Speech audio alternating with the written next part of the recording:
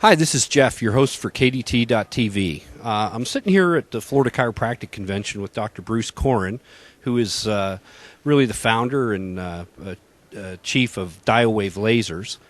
And I thought he'd be a good person to talk to about what a guy gets when he buys a laser. I think there's a lot of questions out there about different lasers, but this is a guy that really knows a lot about them. He introduced Class 4 lasers to the market back in, 2004? 2000 and actually 2002. 2002.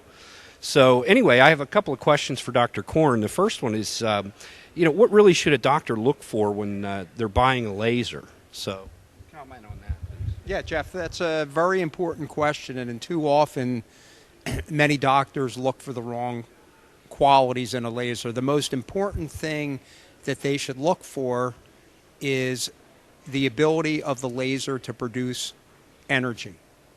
And what the doctor is really buying is energy production. There are other important factors such as wavelength,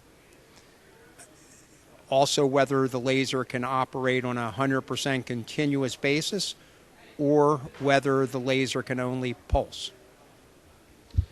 Dr. Coren, how important really is power to outcome with the laser? Is that really that important, or is power just really a sales pitch? Ever since we developed the first Class 4 laser, which is, which was 7.5 watts on a continuous basis, as we developed more powerful lasers and we increased the dosage, which is a function of power output and how long the laser is on for, we always saw better and faster outcomes. So power and dosage is really the key to outcomes. No matter what a laser company says, the way that you can differentiate them all is the ability of that laser to produce energy and how quickly can it dose a patient. Another important factor about power is the higher the power output is of the laser, the deeper it can penetrate. What's your take on these? I've seen them in the market now, these multi-wavelength type lasers that are putting out a whole bunch of different wavelengths. They make a lot of claims about things that's supposedly good for. What's your take on that? There are a lot of lasers that are multi-wavelength. When we first developed our first generation laser, we did a lot of investigation as to what would be the best single wavelength to stimulate tissue healing at different levels of the body. When you have a multiple wavelength laser, what you're never educated on is that each laser wavelength penetrates into the body independently of the other wavelength.